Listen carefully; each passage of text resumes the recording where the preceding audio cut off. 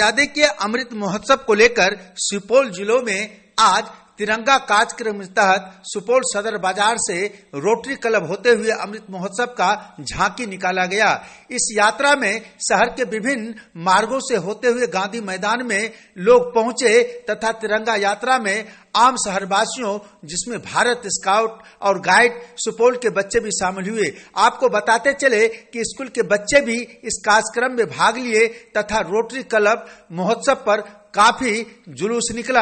आपको बताते चले कि सुपौल जिला में 75वां अमृत महोत्सव मनाने को लेकर लोग काफी उत्सुकता थे। क्या कुछ कहते सुनिए। आह्वान पर 3 दिवसीय झंडा अपने आवास पर फहराने का कार्यक्रम है, वो हम लोग कर जाकर रहे। यात्रा में शामिल आपने सुना क्या कहा कि ये लोग आजादी के अमृत महोत्सव को लेकर काफी खुशी और उत्सुकता से पूरे शहर में जुलूस निकाले।